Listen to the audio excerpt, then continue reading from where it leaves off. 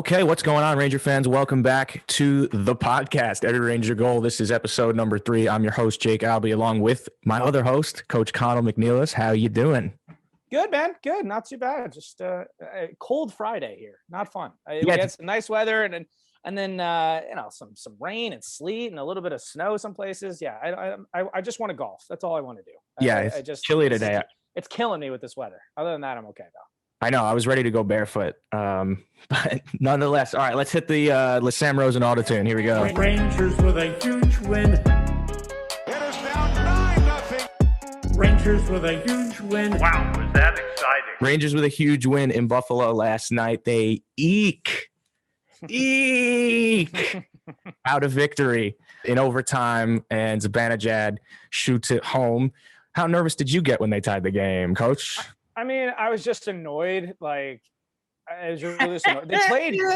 I couldn't believe they scored. I was just like, is this a joke? Like it was such a kind of a fluke play, and like the icing right before it. And Kreider not getting the puck in the net. Yeah, I mean, look, they dominated. They had 82 shot attempts during the game. 47 on goal. And of course, we make Dustin Tokarski, looking good. Our old nemesis from the 2014 conference final. I cannot believe he's in the league still, which is good for him. Yeah, good for him. Didn't play too bad.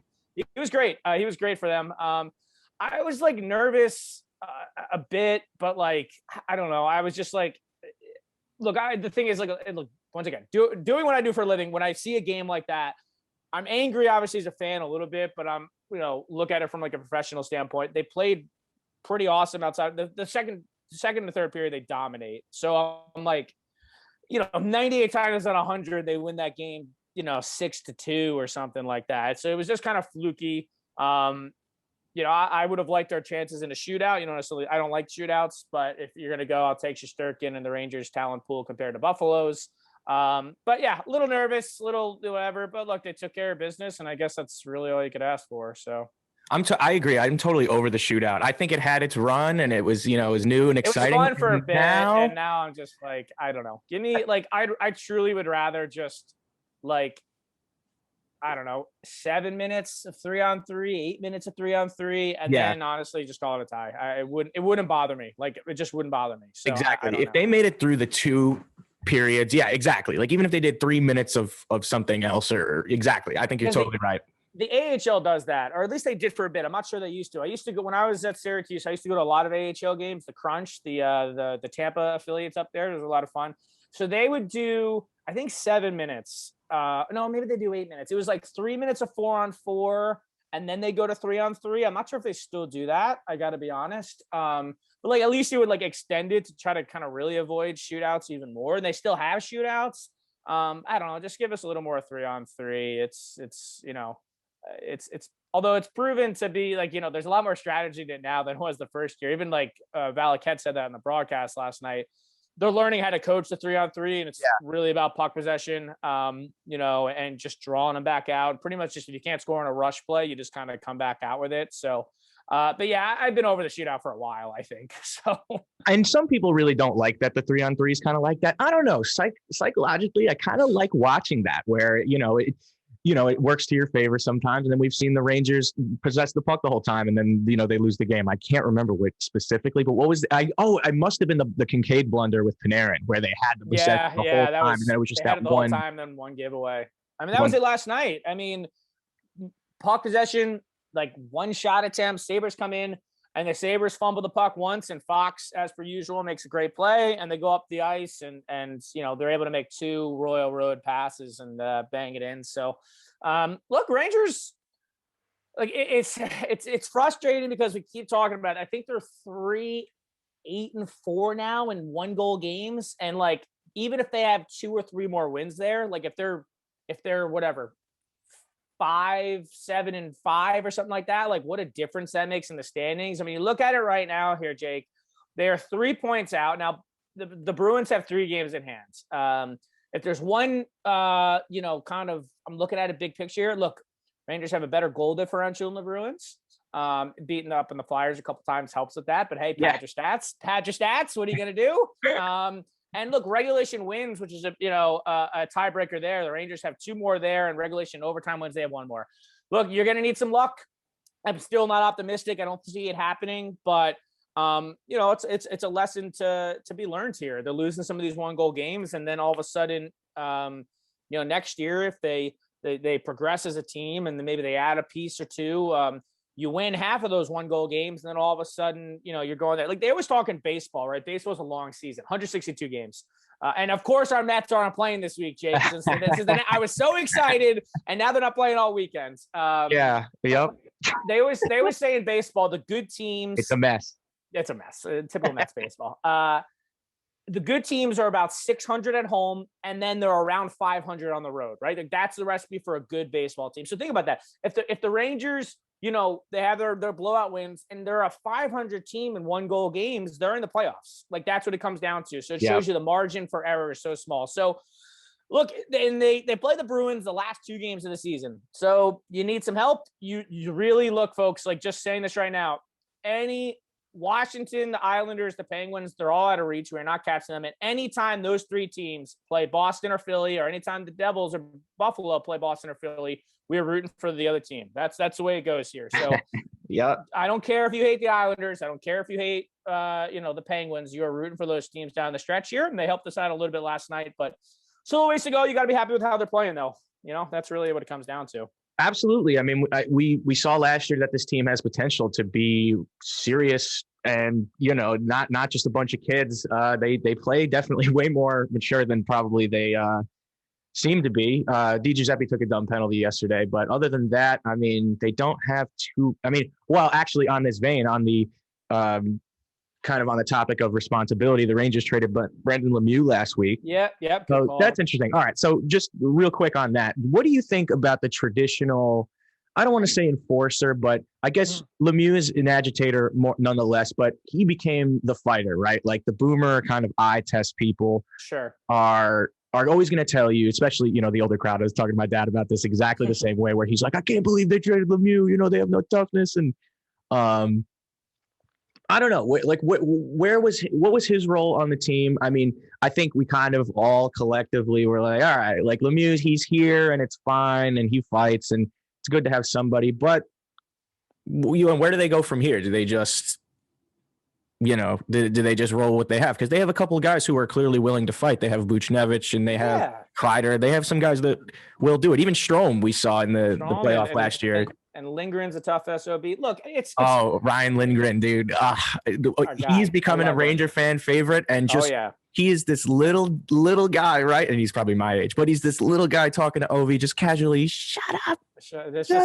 It's hilarious. Yeah, I'd say back to Lemieux. So originally we thought, okay, Rangers trying to clear cap space. They got kind of a log jam on the wing. Came out that he did request a trade. Nothing that like it was malicious or anything. He just wanted a bigger role. And look, we saw the Rangers have a ton of wingers. And whether you guys want to hear this or not out there, Rangerverse, the Rangers are going to have to move somebody eventually. And this is the first piece of the puzzle. Okay, you get a 4th-round pick. The Rangers have 3 4th-round picks this year.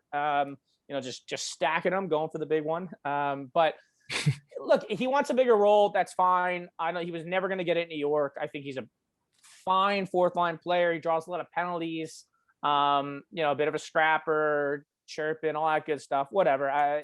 Free up with some cap space. He wanted to go. Whatever. It really doesn't bother me too much. How much does it really affect this kind of team? It doesn't affect this team at all. Yeah. And it clears up some room when they, less decisions to make when they want to get Kravtsov in the lineup here. But for my money, look, the NHL's moved away from, I don't want to say this kind of player. I think Lemieux's kind of like that hybrid, what an enforcer, agitator has turned into. Yeah. You're not, because he at least could play a little, he's not a terrible player. But look, we're moving away from that. Teams don't have, Jody Shelley on the team anymore, or, rest in peace, Derek Bugard, or, Joey Kosher back in the day. Like those guys just don't exist anymore. And you see like the, 4 skilled lines, like you saw the Penguins basically win 2 Stanley Cups that way. And you're seeing teams do that. And so like, the quote unquote, tough guys are kind of developing. Like you said, like Kreider's a tough guy. Ryan Lindgren's a tough guy. I look at a guy like, Pat Maroon has won a couple cups the last few years. Like that's like what an enforcer is these days. A guy who could still contribute, can still put up 20, 25 points, could step up when he needs to, but like, that's what it's kind of developed into. So, for an older crowd, if, we've been moving away from this for a while. Like, you kind of got to get used to it. And You got to get over it. Yeah. It's the way the game's moving. People adapt. Like, this is what happens, and sports change, right? Look at the NFL, and like, every single year it's like another passing record is broken because the game's aerial now. It's not run and pound. Like, we've proven this. And defense in the NFL probably doesn't win championships anymore. You know what I mean? Yeah. So it's just like one of those things you just got to kind of adapt. And to quote Moneyball, one of my favorites, baseball season, adapt or die, baby. That's it. That's right. It makes me wonder too, if Lemieux, if they expected him to kind of turn into something more offensively, because anytime, I mean, at least this season, it seems like compared to his line mates, he didn't have as good a hands or even skating ability. So I guess if he wants more minutes, that's great. But ultimately, he never really produced that much with us. I don't know what he was really expected to be. Yeah, that's a good question, right? And what does he expect out of himself, right? He's obviously has some lineage with Claude being his father. He was practically a first round pick. He was 31st overall in the 2014 draft by the Sabres. That's right. So, one pick out of being a first round guy. You wonder if that has a little bit to do with name value or whatever it might be. He was a good junior player, and look, he's I don't know, he's nothing special, and it's no disrespect to him. I mean, last year he had 18 points in 59 games. This year, 731. So, look, he wants a bigger role. It wasn't going to be here. And I think, they're probably still going to have to trade one more winger down the line. We talked about like adding for like a bigger piece. It's whatever. It's fine. Good. I wish him the best. Hope he does well in LA, and hopefully gets a bigger role. Yeah, and I think the Caps winning the Cup a couple years ago has convinced all these GMs that they need a Tom Wilson type player, right? So real quick to talk Tom Wilson, I just want to say that it's one thing to be like a villainous character, and it's one thing to be the agitator. The fans were supposed to hate Tom Wilson, right? And, if you're a fan of the Capitals, you're supposed to love him. I get all that. And how about on NBC Sports, right? The other day, the NBC broadcaster trying to convince you like Tom Wilson is a changed man, after his suspension. But my thing with him is it's one thing if you go out there and you play hard, but to me, whether it's on purpose or not, I'm actually nervous that he's just going to injure somebody every time he's out there, because every time he's finishing his check, but it's like a late kind of accidentally on purpose, arms in the air. Oh, what did I do? He just plays the game dirty. And I don't know you can get any worse with your reputation. And, especially Carlo just got, I don't know if he's skating yet even. No, I haven't seen him come back. Look, Wilson's a guy, like, he obviously has skill. He was a first round pick in 2012, and people are kind of like questioning that. His first few years, he didn't kind of put up points. The last couple of years, he's been around like a 40-point pace, and this year he's got 23 and 27. He's got skill, which probably makes it a little more frustrating. Like, and obviously, like, the power forward role is what he does, but like, you could do that without hitting guys in the head he had that stretch where he hasn't been suspended for a while. But yeah, you said it before. Like, I think of guys like back in the day, like Patrick Coletta always scared me because I just thought he was trying to hurt. He was just trying to hurt people. He had no other interest other than injuring somebody. So like a guy like that, and like Wilson's got more skill than that. And even a guy like Marchand, who is obviously a very hateable character, but a heck of a hockey player. Like, he's developed. Like, he realized, like, back in his first couple of years, he was racking up the PIMs. He was getting suspended. He's kind of straightened that out to where now he's still an agitator, still pissing people off. But is Marchand a clean player? No, but he's not getting suspended for headhunting every once a season, 2 seasons, whatever it is. So Tom Wilson, good hockey player. Like I said, you'd love him if he was on your team. But he makes you nervous, and that's, like, you want everybody to play hard. You want competitive hockey, and is the best players in the world. There's nothing worse than, like, whether you're at a game or we're watching on TV and you see someone get hurt for your team or against it. And with Tom Wilson's on the ice, you're nervous, and that's not a good feeling to have. It's not the feeling I want to have when I'm relaxing after a hard day's work on a Tuesday night. And even if it's a non-Ranger game, if I'm watching a Caps Bruins game and I'm worried this guy is going to just elbow someone in the middle of the ice and hurt someone, and poor Brandon Carlo hasn't come back yet. Yeah. And it's funny because going back to Marchand too, you hate him and Frederick, right? Especially now, they're these hateable characters, but yeah, exactly. You're not nervous. Tom Wilson is probably going to inevitably do something stupid again. What's today's date? Today's April 2nd, 2021, something like that, 2nd or 3rd. So as of now, we'll see if that happens in the future. Maybe he turns it around like Marshawn. We'll see. Speaking of, Lemieux, we talk about that trade freeing up, so winger positions, like we talk about the logjam, right? Kako, he's kind of taken a step up this year. I think we could see that. Had a good night last night. Lafreniere is the guy, and we'll get into what a Rangers Twitter is freaking out this week. Yeah. The ice time is a concern. I'm going to say this. I keep maintaining we gave both of our points. We seem to be on the same page with David Quinn. He's fine. He's completely average. I do like him. Like I do like David Quinn. And I talked about how practices are probably where he's game management's iffy. And, we want to see Lafreniere get more ice time. I don't really think that's like a crazy standpoint right now. I saw from today, it was sent in the Blue Shirt Blogs Twitter exchange on Twitter there. So Alexis Lafreniere currently is on pace to have the lowest average time on ice for a number 1 overall forward pick since Vinny Lecavalier in 99-2000. Now, look, it takes time to adjust in this league.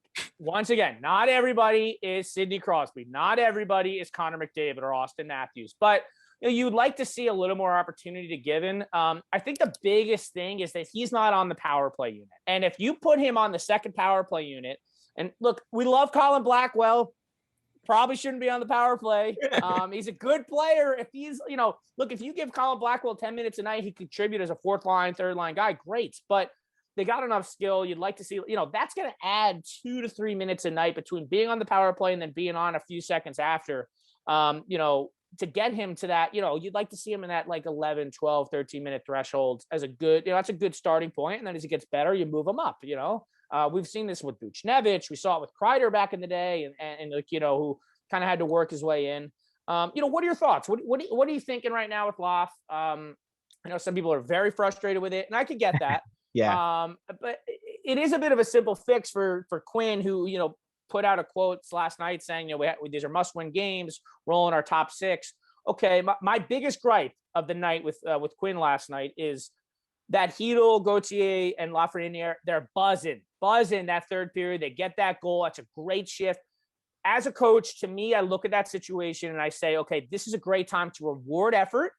And say, hey, that's how you're going to have to play in the quote unquote greasy goals, which are you need.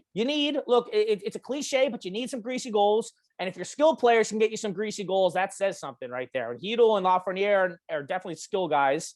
I would have rewarded that line. There's no reason for that happened with about 15, 16 minutes to go in the third. There's no reason that line should have been rotated in and out for the next, going 1, 2, 3, 1, 2, 3 in your line order for the next 10 minutes. And then all of a sudden that's another 3.5 minutes each of those guys. What are you seeing? Do you agree with that? And are you as frustrated as some other people? Lafreniere really doesn't bother me. It does kind of drive me nuts a little bit that people are reacting to him. I mean, I get that he's first overall, but exactly, how much can you really do in however many minutes of ice time that you could possibly give him. Kako, I would understand though. Comparing Laf to Kako, kind of what we were doing last week, Lafreniere doesn't really bother me. Kako, I could see why, the production, you kind of want it to be there, especially him being, such a high pick. But ultimately, no, I'm not worried about Lafreniere. I think just the way he carries himself seems very, very mature for an 18-year-old. We're seeing, players that are kind of coming into their own now at 23, 24. I mean, this kid's 18, right? Is he 19 yet even or no? Not even. So. Yeah. Born in 01. I always think about that. I saw his date of birth. Born in 2001. Insane. But he definitely has the hockey IQ, at least from whatever my opinion is.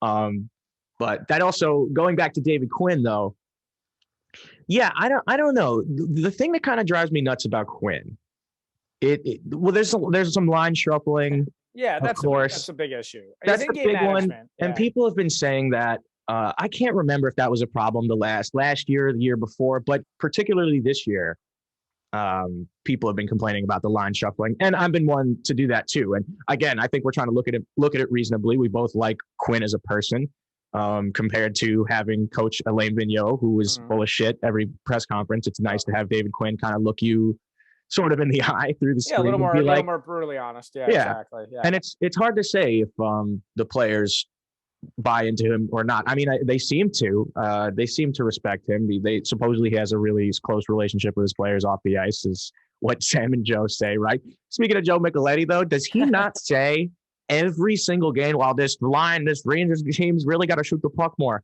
Does a team pass up more opportunities less? Maybe we say this every year. Maybe it's just every fan base, but this team does not take the shot at all. And you tell me what you think about that, because is it just a visual thing where we're just not seeing the same angles? We're not seeing where the puck is coming from. What exactly is making them all pass up these golden opportunities?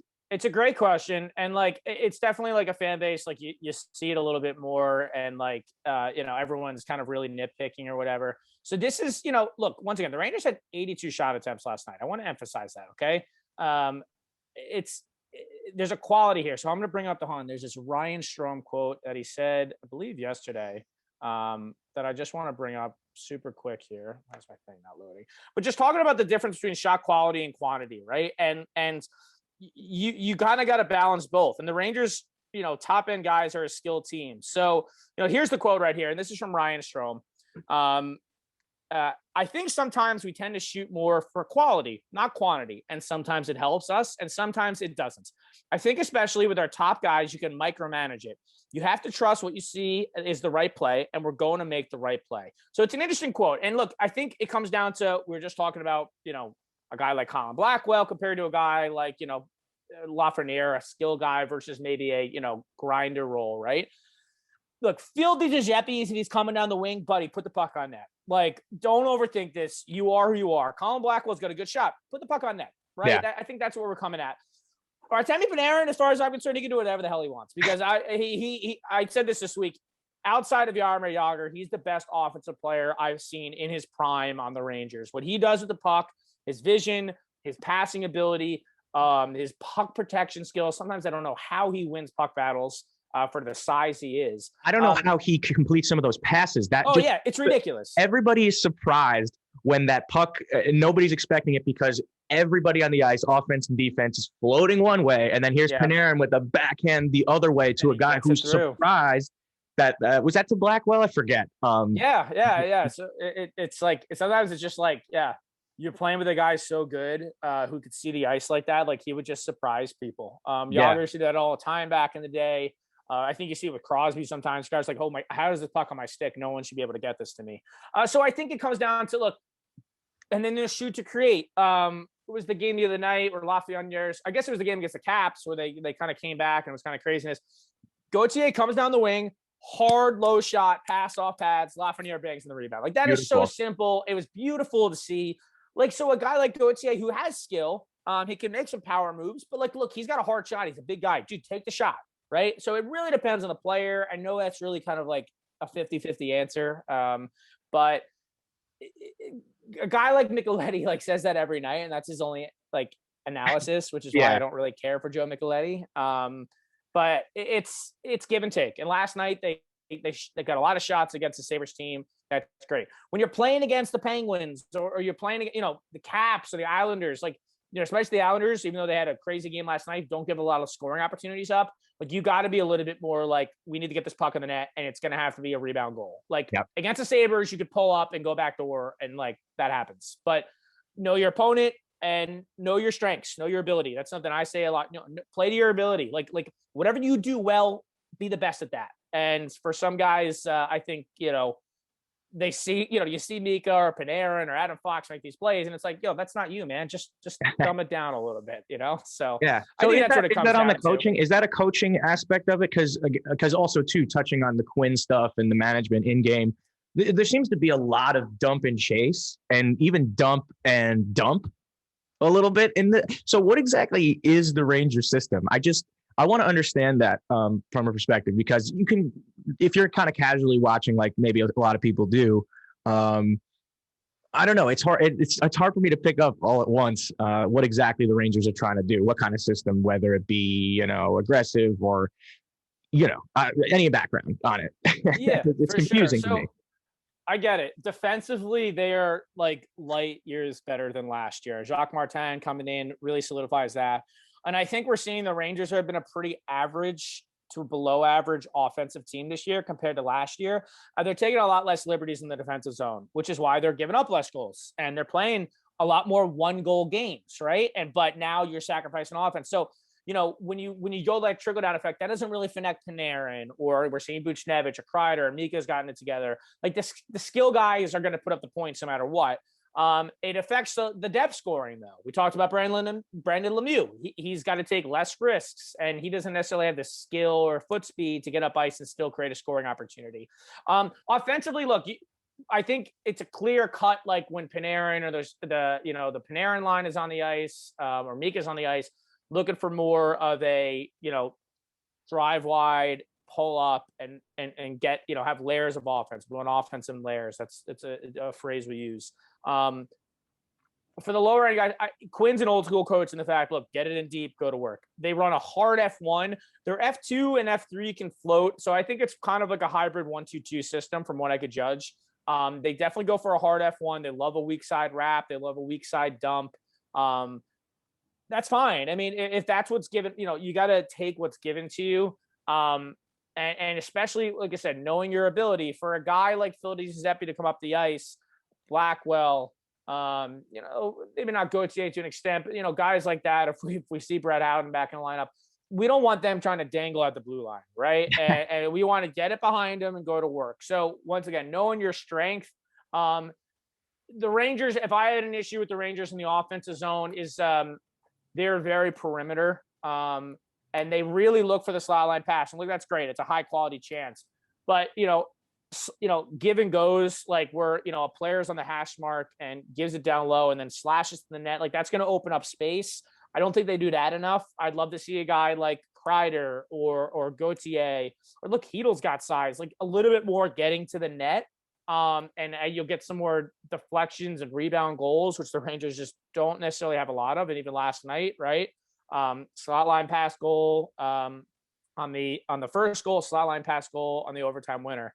To see a little bit more from this team as far as getting to the net and doing what they did in the second goal, I think would open up a lot more space for them, because they are either completely perimeter and like trying to really play puck possession, which is great, or they're, like you said, just dump and chase and just kind of throwing the puck around the lower lines. And I think there is a gap between the top end players and the depth players on this team, that the best teams in the league shrink that gap. So that's what it comes down to. So is Jacques Martin, is he basically just telling the defense not to pinch at all? Like, is it more than anything that, or is are forwards also defensively positioned?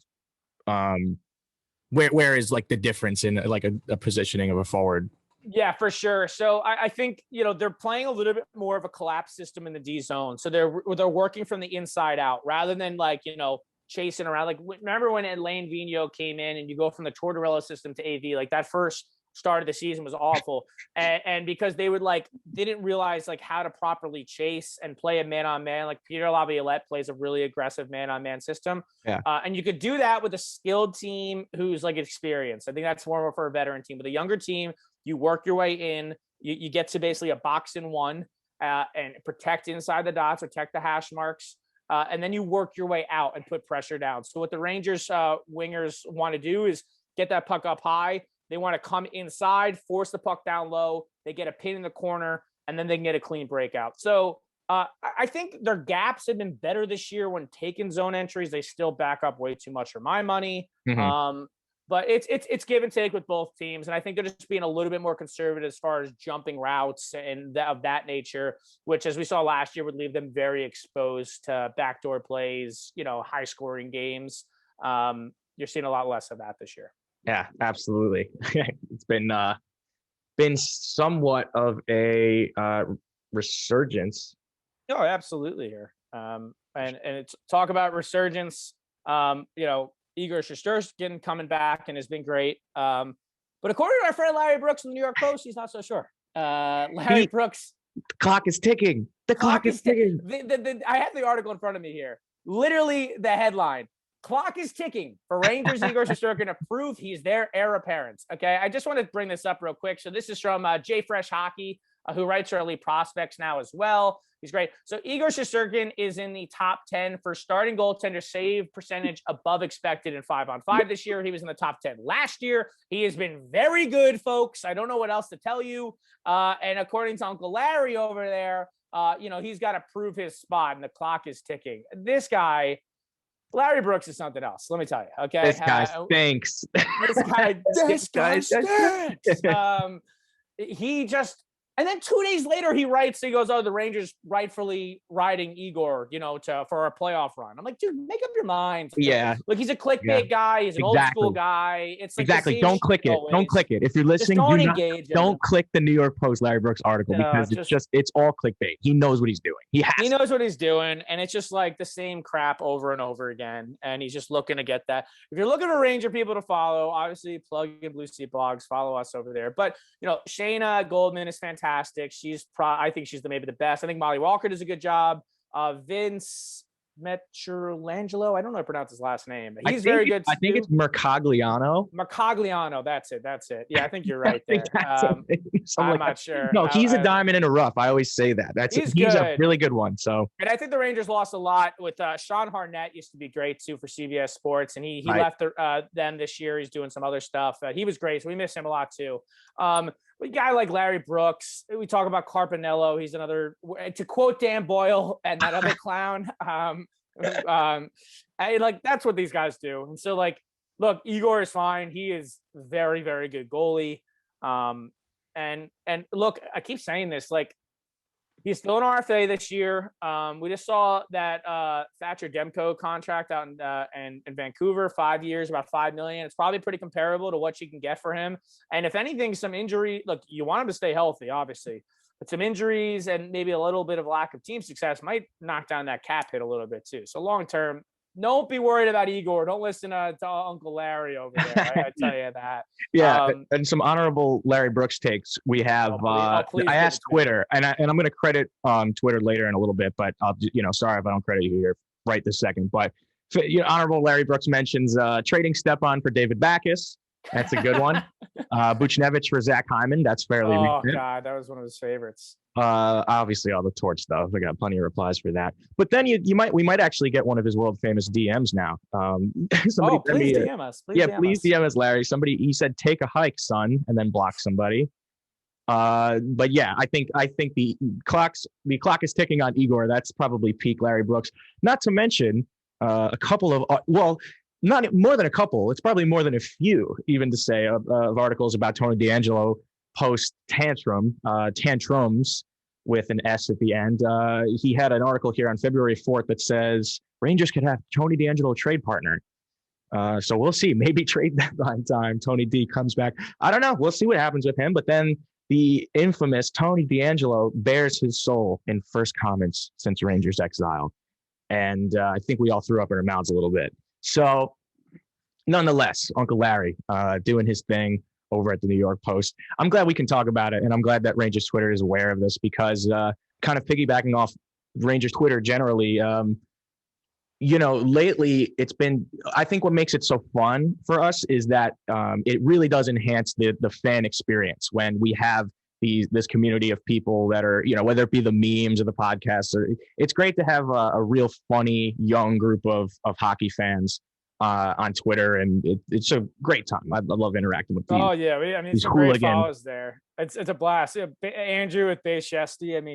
I laugh. He's great. I think Fitz is funny. I think all those guys are great. It keeps it engaging. We all love the Rangers, and I love the Rangers as much as anything, but you want them to be successful, but to be able to kind of have a laugh about it too is important. That's kind of the point of sports here. Speaking of laughs here, we have a good laugh of a tweet from an old friend here, Ranger fans, Brandon Dubinsky, notorious Sidney Crosby hater. Okay, and he hated Crosby back in the day. Went after him one time for going after Lundqvist. He got after him in a post-game interview or intermission report one time. So Brandon Dubinsky hasn't played in the NHL for a couple of years. He's still, I think, on long-term IR. I think his contract's technically up this year. So I'd imagine he'll officially retire once that's up. Only 34. I didn't realize he was 34. He came up with the Rangers when he was 20. So it's just kind of funny when there's people in your lives for so long, you don't realize how kind of young they are in retrospective. Yeah. So comparing Sidney Crosby to Alex Ovechkin, both players played for 16 years. So let's just go through the stats here. And Crosby's only played 1,020 games. He had those injuries. He has 1,303 points in that time span. Ovi with 1,184 games in that time span, 1,309. So a few more points. Obviously, Crosby more of an assist guy. But talking about Ovi's goals, listen, Crosby is better than me. I never said he wasn't. He's obviously one of the best ever.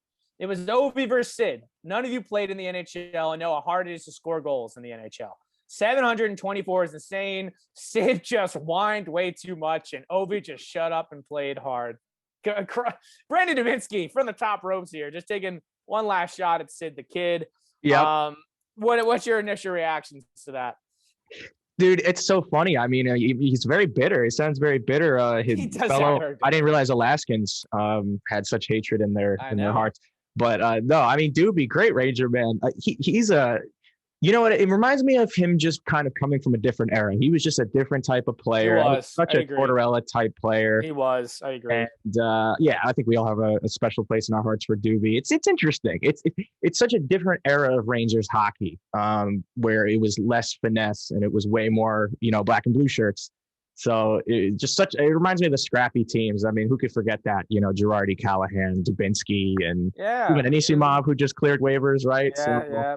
So good times, I guess. It makes you think of the good times. He never really got going in Columbus, but he was good for a few years. And just like Callahan and Girardi and all these guys before him, like they played so hard, their bodies broke down, right? And that's what happened with Doobie. I'll say this. Jeff Merrick, who's a great follow on the 31 Thoughts podcast, he acknowledged, like, he quote tweeted this and said, like, he doesn't think it's that hot of a take, only because he goes, I remember listening to this podcast. They had Crosby on last year at some point. And even Crosby acknowledged, he's like, I whined way too much in my first 2-3 years. And I think he's, matured and stuff. Look, Ranger fans, you can hate Sidney Crosby all you want. I do look at things maybe a bit of a different perspective. Crosby's as good as I've ever seen in his prime. Absolute Ranger killer, but what a hockey player, and he's done a lot for the game. They pan to him on the bench. He never looks tired. He's just like, he's a freak. Yeah, he's a fitness freak. Maniac. He's unbelievable. Funny little tweet there from Doobie. But as far as the whining too about Crosby too, honestly, we've played a lot of Sidney Crosby over the years. We have not seen that in a long time. We haven't. No, he's gotten a million times better. Yeah. A million times beber. And he's acknowledged that. That's what I was saying. Like Jeff Merritt, he acknowledged that he used to whine too much. And his first year he had 100 penalty minutes. And so he's moved away from that and just is a more stoic and quiet leader. And look, good. You mature. I mean, that's what you're supposed to do. You come in as an 18-year-old. How mature were we all at 18? We're different people. So who was the coach when he came up? Was it Therrien? Crosby? Yeah, when he's what, or not, it was not Therrien. Is it Therrien? I think if I believe correctly here, Terry was there, but I believe Eddie Olchuk was his first coach, if my memory serves correctly. Okay. Eddie was the coach of the Penguins that year. I'm going to 0506 Penguins. Eddie Olchuk was the coach, and then he got fired, and then Therrien was there. And then Therrien was the coach all the way up. So Therrien brought them to that 07-08 Cup. Yeah. And then if you remember, that 08-09 team was struggling halfway through the year. They fired Therrien, brought in Dan Bilesma, and they wound up going all the way to win that cup. So, Eddie Olchuk was actually Crosby's first coach, oddly enough. And, that first year they struggled a bit and then got it together pretty quickly. So, look, funny tweet from Doobie. Hope he's doing well. But, it sounds a little bitter, man. It's all good. Yeah. It's over. It's in the past. Let's move on. Move on. We're all good here. Funny. So wrapping up here, folks, we're gonna not quite done, but we got, I think, some fun little tidbits here. So we talked a little bit about Larry Brooks and Doobie. We talked a little bit about Lafreniere. Jake, what is Rangers Twitter freaking out about this week? Really freaking out about this week, because Rangers Twitter is a lot of fun. A lot of fun. We have some compliments. Sometimes it's chaos after a win. So what do you think? What has Ranger Twitter been freaking out about the most this week? I would say for me, I think the Lafreniere ice time has been the big debate, right? I think that's been the one that everyone is freaking out. I brought up that tweet, and I get it. He needs to be playing more. There's no doubt in my mind he needs to be playing more. It's an issue with Quinn. Would you say that's the number one as far as the trending page would go? Yeah, I don't even think it matters if it's week 2 or if it's week 35. People are going to be complaining about ice time nonstop. But I do agree with you, because you brought up the point a little earlier in this that now it's starting to be a little concerning later in the season that Lafreniere is not getting as much ice time. But Yeah, I would say so. They're freaking out. It's the Brooks article. Little freak out amongst the Lemieux trade, but I think ultimately there's not too much commotion right now because we're winning. We're winning a little bit. Yeah, we're playing good hockey. Well, yeah, we were talking. We want to have some fun, so I think it'd be a good one here, folks. And we're gonna get you involved here on Twitter. We want to hear your feedback on all this stuff. See if you like it. Random Ranger of the week. So me and Jake have both come up with a guy. And we're going to share them. And our criteria is pretty much had to play less than 100 games for the Ranger. I think that's really all we're looking for. We're looking for guys that we haven't thought about in years. Maybe they played one game, maybe they played 99, but who's a guy who hasn't been around for a while. I was going through Hockey Reference, just going through some teams, and I hadn't thought about this guy probably since he got traded. My Random Ranger of the week, Rem Murray. That is Raymond Rem Murray, folks. Exactly. And you should have that reaction right now. Rem Murray played 43 games for the New York Rangers between the 01-02 season when he was acquired from a trade from the Edmonton Oilers into the 02-03 season. And in 43 games, he put up an immaculate 15 points and was later traded to Nashville. So here are the two trades he was involved with. March 19th, 2002. Traded to, March 19th, 2002, traded to the New York Rangers by Edmonton with Tom Pody for Mike York and a New York Ranger 4th round choice in the 2002 draft. So he finished up that season there. Actually was okay at the end of the stretch there for the Rangers, putting up a few points, but then he didn't even make it till a calendar year later, because on December 12th, 2002, traded to Nashville with Thomas Klochek and Marek Zidlicki. Oddly enough, he was a prospect that time. For, you ready for this one? Mike Dunham. And, Mike Dunham. I love Mike Dunham. Mike Dunham. So that's Random a dark Ranger era. of the week. Yeah, my Connell's Random Ranger of the week. 43 game Ranger legend Rem Murray is my pick of the week. I got a good one, but that's really obscure. So I'm going to try to get really obscure with it. So, okay. All right, who you got? This gentleman was expected to replace. He was going to be a cheaper replacement for a player that ultimately we couldn't pay. Left as a restricted free agent. So this guy, though, my Random Ranger of the week, we have 19 games played. We have 0 goals, 3 assists, and 2 penalty minutes. So my Random Ranger of the week is a guy by the name of Emerson Edom. Oh, Emerson Edom. Oh, man. Number 96.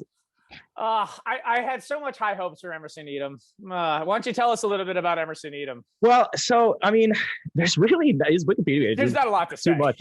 Yeah, I mean, the only thing, he actually was drafted 29th overall by the Ducks, scored his first goal on March 18th, 2013.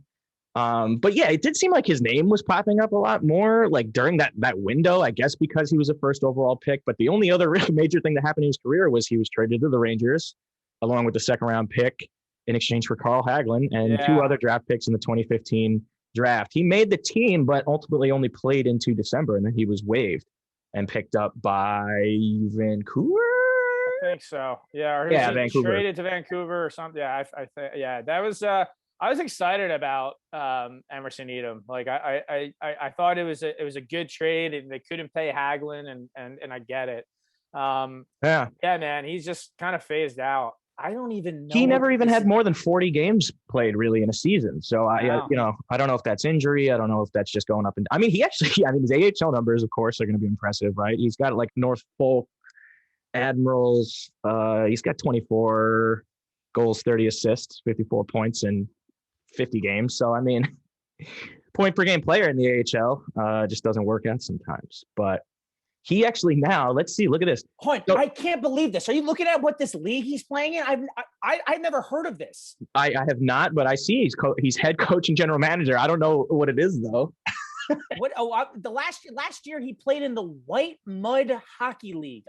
Somewhere in Canada, there's only 4 teams in the league. Oh my god! What is like? This guy's too good. He should be at least playing in Europe or something. This is basically like a men's league or something. I don't even know what this is. So now, decent AHL numbers. There's no reason he could have had a decent career in Europe, but I guess if he didn't want to go, I guess that's like just. Oh yeah, so let's see team profile on. He is coaching. Yeah, the North American. He's in NA3. Okay, so I know this league. Okay. The Missoula Junior Bruins. They're in Missoula, Montana. The NA3 is like a development league for the NA, which is the North American Hockey League, which is the second best junior league probably in the United States, less than the USHL. There are some, a lot of D1 players, some D3 players, and even some NHL prospects out of the NA. But he's in like a tier below that. Wow, he's coaching. That's nuts that he's coaching Missoula. That's pretty. He's crazy. coaching and he's general manager, so he's got good for him. Oh, good for him. Maybe I'll cross paths with him at some point, and we'll talk some prospects here. Yeah, that'd be. That was a good one. That was a good Emerson Edom, man. Yeah, he just try my best. Never panned out. I wanted to like him too, but it just never really worked out for him. Yeah. We'll stick. We're gonna do one more thing here, folks. We're gonna try this. We're stealing this a little bit from shout out Puck Soup, but they don't own the rights to this, so why the heck not? And we figured we could kind of get a little more specific as far as Rangers go. So, overrated, underrated, favorite, least favorite to wrap up the show here. We figured the first couple we'll kind of do some Rangers stuff related, as specific or non-specific as we want. You can get to know us a little bit better, and then as we go down the line, we can get as broad as we really want to. So, we talked before the show. We figured we'll give you a little insight to our fandom here. And we decided to go overrated, underrated, favorite, least favorite. Ranger games that we were in attendance for. In attendance for is the kicker here. So we'll start. Let's start least favorite. We'll go negative first. I have two that are like kind of neck and neck. Jake, I'll let you start. So what do you have for least favorite Ranger game that you have unfortunately probably spent too much money going to? Oh, I have specifically, I have a very good answer for that. So I have two also that are really bad. One though is worse than the other. So I have 2016, looking at the schedule here, April 21st, 2016. That would be game 4 against Pittsburgh. 5-0 loss. Oh, brutal. So that was no good. I mean, we got spanked that year anyway, but the wallet hurt. That's a good $300 down the drain. Oh, absolutely. Like that. To not even see a goal score. That's never a fun time. Playoffs, tough. It's tough. That one, and then there's a 6-2 loss to the Tampa Bay Lightning the year before. I think it was game 2. Game 2, yeah, I do remember that. So those were stinkers. Pretty well here. So I got a couple here. So at least I got like kind of 2 tied here. So the next one's probably worse. The first one's not as probably as bad as the next one because it wasn't a playoff game. But talk about a stinker. And the reason I remember this is because I'm going to tell a funny story afterwards. November 27th, 2016, the Rangers lost 2-0 to the Ottawa Senators in one of the most low event games I've ever seen in my life. Nothing happens. I remember that. Wow. And people were saying on Twitter, they were like, I think that was the worst game I ever watched. I remember that. That's great. Me and my brother were there, and I couldn't believe what I was watching. It was just so bad. And after the game, we're walking back. I think I met him from work, so maybe I drove to the game, and like he took the train or something like that. And I was like, hey, I parked, and I was like, I'll drive us back. And after the game, there's a little girl walking with her dad, and it had a sign that said, "This is my first ever Ranger game. Like, let's go Rangers," something like that. No. And I go to her and I'm like, "That was your first game?" And she's like, "Yeah." And I'm like, "I'm so sorry. Like that was." I'm like, "I promise they're usually better than that." But I'm like, "This was terrible." And the dad was laughing at me and like he was like, "I'm getting her prepped for all the disappointment she'll eventually face." So that's one. And then playoff game also against the Penguins, but 2014. Game 4 when they went down 3-1. Now, obviously, they came back and won this series. That game was awful. They were exhausted. They played like 5 games in like 8 days because the schedule was crazy. They lost only 4-2. If they hadn't scored, the Hagelin scored early in the second period, but they hadn't scored in 2 games at that point. Like, as soon as the Penguins went up 2-1, you were like, oh, crap. And then they went up 3-1. You're like, this is over. And Zuccarello scored kind of a fluky goal, but it was just demoralizing. I was convinced that we were not gonna, that was it, like probably the last game I was going to be at for that playoff run. Obviously they go to the cup, and it was just an ugly game. I was in a Wendy's after the game with my buddy and my brother, and there was a person there asking if Dan Girardi was related to Joe Girardi, and I was like, I don't have time for this right now. I'm so angry. Can we just, I'm like, I don't know. No, they're not related. Yeah. Goodbye. Yeah. I was So- there for that too. I was there for that. And I think the lowest point, right? Nash and St. Louis, when they're touching the puck, they're getting booed. Yeah, I was there for that. I know it was not good. It was not a pretty sight. I'll never forget walking out with all the the Penguins fans that are chanting and just the down in the dumps Ranger fans and walking out, and there's Penguins fans yelling at us from cabs and shit. Like it really felt like it was over. It really felt. It really did. It really felt like it was over. So we'll go least favorite to favorite. A quick turnaround here though. Favorite. What was your favorite Ranger game you've ever been to, Jake? My favorite, I have a very, very special place in my heart for Brad Richards, 6.6 to go, because I don't think I had gone to so many games with my dad growing up, and this was my first real experience with real intense playoff hockey. And that game, another example, that game felt so over when they're down and Joel Ward, I believe, takes a high sticking penalty. Yep, 21 seconds. Everybody sarcastically was like, "Great. There's a 4-minute minor. We have 20 seconds left or whatever it was." And I had never seen a building erupt the way it did when they tied the game. When they won it, that's a whole nother story. But when they tied the game in particular, everybody was standing up already, just because final 20 seconds, here we go. And just the reaction at the old Garden before the renovations, just to see people absolutely slamming the side of the old wall up in the nosebleeds. I used to sit section 405, which is now 225. You used to be able to stand up and you'd hit the ceiling. So anytime something would happen, whether it be something good, something bad, if it's a goal given up, fuck, somebody slammed the top of it. But that was just such a common thing. I'll never forget that. People slamming this. And people were running and jumping up and down the stairs. It was really the most chaotic I'd ever seen. I'd never been in person for like a fan event. So I love that. And then Stahl wins kind of almost in an unexpected shot, just a nothing, John Mitchell face-off win, back to the point, Mark Stahl scores, and everybody jumps up and out of their chairs. But particularly, 6.6 to go, Brad Richards. That's definitely my favorite, I think. That is, I was at that game too. That's my runner-up. Awesome. I was sitting. Yeah, so that year was weird. They had started the renovations. So like the lower bowl was sort of done, but you still had like the upper. So I was in I think the old section 307 and like kind of in the corner. So my angle, I saw it like hit the post first and then I saw it go in. It was like and then it went in. And I never forget there's these two larger Italian men and one guy, not COVID kosher now, kissed me right on the lips. He was so excited. I didn't care. I was like, love it. Too. That's so funny. That's good. And like you said, like we were all, because the power play, and they scored on that same power play to win in overtime. So we were still standing up. The Stahl goal was like, I was like basically almost on the goal line of that corner. So I saw it perfectly. And that was right there. I thought forever that'd be my number one. This is a bit of a more emotional pick, but I was there for Marty St. Louis scoring on Mother's Day.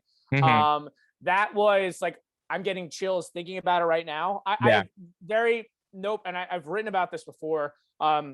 No problem saying this. I am not a religious person. I consider myself an atheist. If there was ever anything in my mind as divine intervention, like the fact it goes off his shin pad, and like I started crying, like everyone did. Yeah. And like they won Game 5 in such dominating fashion, and like that was such a good. And we talked about this before, like sitting with a good crowd, like in your section, if you got good fans with you, it doesn't necessarily mean that they're hooting and hollering, just like knowledgeable fans, and that means a lot to me. And we were with some good fans, and that goal goes in, and like it was the Marty chant started before the game, like it was like everyone rallied around Marty St. Louis, and that, he only played a year and a half for the Rangers. He's one of my favorite Rangers ever, probably a lot for that moment. So Mother's Day in New York, the puck goes in, and then I said this to my dad. Hagelin comes down and scores after, and I was like, they are winning this series, and like even that Game 7. I wasn't nervous. I was like, there's no way they are losing this thing now. I was so convinced. And that Game 7, I think that was the greatest game Henrik Lundqvist ever played. But that Marty St. Louis goal was just like, as much as the adrenaline for the Richards install, like just the pure, just like, man, this is like, you could just feel how special it was. That's always going to be my favorite. And it was awesome there. So underrated, overrated now. Well, we'll finish with a positive with underrated. So we'll go overrated. Overrated Ranger game. This is an interesting one. We debated this before we started. We weren't really sure how to categorize overrated. But then I came up, I think, with a good answer. So what do you have for overrated? You go first because I'm still kind of thinking. Yeah, so my overrated, look, I've been to 3 of the 4 outdoor games. They're a great experience. They're a lot of fun. I was at the one in Philly. I saw the Devils one at Yankee Stadium. The only reason this is overrated is because it was so damn cold. And also, it's like the last good moment of the 2017-18 season was the outdoor game against the Sabres. I've been to a lot of Ranger games, so I'm not really sure how to describe them as overrated. But just in hindsight, you're like, wow, that was like the last high moment of the season. Where like after that, the letter comes out like 4 weeks later, whatever it is. Like it was just like the last little niche, and it was so cold, and the beer froze before the game. The only thing that kept me warm was I had snuck in a water bottle of some Jack Daniels, and so that was keeping me a little warm and toasty, if you know what I mean. They ran out of coffee and hot chocolate, so it was like, as much as those are fun experiences, like, dude, it was cold. It was a cold, long day, and like I said, in hindsight, it was kind of the last like moment for that team before they blew it all up. So I've been to a lot of other games. I'm not sure how I could describe them as overrated if they won the game, you know what I mean? But like, that was just, in hindsight, probably a little overrated. Yeah, I guess if I had to go overrated, I'm gonna go. That's definitely a great answer because I've never been, but that's what everybody says about Winter Classics and Stadium Series. It's like it's fun, but you tailgate. Experience is great. But if thankfully the Rangers have won all the ones they've been in. But if it's really cold like that, I could see how it could kind of ruin the experience. So overrated. The only thing I could really come up with, I'm looking at like the history of the schedule. I remember I was at a game where, and I can't remember the year, but Hagelin was still on the team. It was a Hagelin overtime winner. It was a game against Ottawa. They stunk it up. Not a very memorable game, but yes, it was like this beautiful step on backhand and then like a Hagelin backhand tip, and my dad was trashing Hagelin the whole game. So he was just like, this guy's no hands, this guy can't finish, and I just looked at him. I was like, yeah. That was 14-15, and what I'll say about that team is this is maybe a weird take. That's a good pick, because if this makes sense, that year wasn't very fun as a fan because the pressure was on. Like 13-14 was a magical run. 11-12 was kind of unexpected. 14-15 was like cup or bust. And it was like the regular season really didn't mean that much. Yeah, that game, I think Stepan might have tied it late or something too, and they won in overtime. But I do remember that game because you're just like, okay, like they should have beat the crap out of it. Almost like last night with the Sabres, right? Like if you're at that game, okay, cool, it's an overtime winner, but it's like, we should have beat the hell out of this team. And I have to go to overtime for this, and I missed my train. Like, what are we doing? It's like one of those things.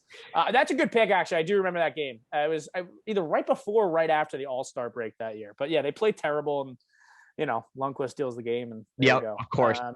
Underrated here. Underrated. Do you have one here? Do you want to go first? Or you want me to go first? I do have an underrated one. Underrated to me, a game that kind of falls through the cracks. I think same year, actually, that when Anthony Duclair, a game against the Minnesota Wild. Oh, what a game. Yes. Rangers come back in the third. They're down 3-0, and they just absolutely took over the game.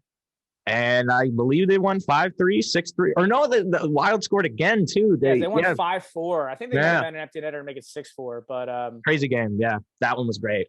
I remember watching that on TV. And that's actually one of my favorite, like, Sam Rosen calls ever, when, like, Duclair comes down, scores, ties the game. Everyone's going nuts. And then they scored right like 18 seconds later. Zuccarello! And like just the way he screamed it. Like I was in my apartment at school in Syracuse, and I was going nuts. And like Brassard just threw it and they banged it in. So yeah, that's a great call. That I was trying to think of like regular season games that fall through the cracks like that. And like to have a big comeback or tie it late and win it, like those are always fun. So great pick there. I have 2 for underrated. One, I don't know if it's underrated, but I just got to say it. So 2 underrated. One is the last game of the 2010-11 season, McDonough's first goal against the Devils. I was there too. That was you like, were probably there, right? Yeah, I was there. Yeah. And we talk about how like this season is like, you could see the seeds being planted, right? Like that whole year, that team was so hardworking, probably overachieved a little bit, maybe didn't deserve it, but they win that game, and then they have to have Tampa beat Carolina like later that night to go to the playoffs. And like, that was just a fun game to be at because it was, a great atmosphere. And it was like the young team, like you knew the steps were coming, and then they signed Richard that summer. And then though my outright, I know this sounds ridiculous, but like it's the highlight moment in my, I was born 3 months before the Rangers won the cup. I don't remember it. Game 6 when they won the conference finals. I was there, and it's somehow underrated to me because I just like that feeling of knowing, like when they, Dominic Moore scores that goal, and they hang on to win 1-0, even though they dominated. Again, another game they probably should have. I think the Habs only had like 3 or 4 shots in the third. Yeah, just that moment, and like it's underrated once again in hindsight because you realize how hard it is to get back there, and to not finish the job sucks. But like just to kind of you got to appreciate the journey a little bit. So that's like my appreciating the journey, even though they didn't win the cup and get the job done. To be able to say I was at the biggest Ranger game of the past 27 years. I'm 27, so since Game 7 of the Cup, that's probably the biggest Ranger game they ever played. So I'd say, weirdly enough, in hindsight, it's a little bit underrated. Absolutely, and those teams too. I'll never forget rooting for that. I mean, just to have a modern era of exciting, intense Rangers hockey and some unbelievable playoff games and peak Lundqvist, peak Carey Price. Nothing better, man. I couldn't agree more. But I guess that kind of just about wraps it up for us. That's about an hour. Well, thanks so much, everybody, for listening. Subscribe and leave some opinions for us, some hot takes if you want us to discuss some things. I'm your host, Jake Albee, along with my friend. Coach McNeil. Sorry, Coach Connor McNeil. I saw the point and I missed it. I was like, I'm sorry. We never rehearsed it, but it's all good. Thanks so much for listening, guys. Appreciate it. See you guys next time.